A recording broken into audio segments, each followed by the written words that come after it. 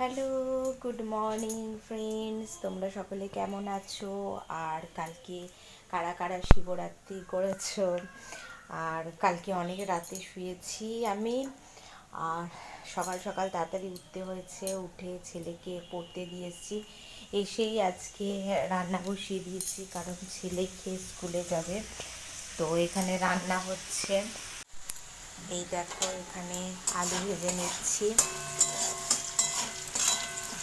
গরম ভাত হয়েছে, ভাত হয়ে গেছে।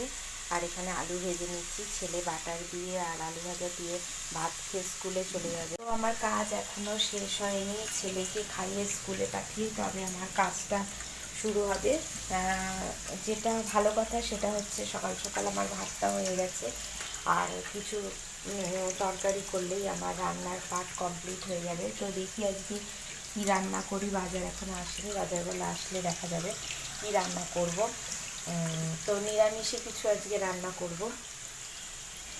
আর এই হচ্ছে আমার সকালবেলার প্রোগ্রাম। সকালবেলা থেকে তো একটুকু নিস্তার পাওয়া যায় না, শুধু ঘুম থেকে উঠেই মানে কাজ শুরু হয়।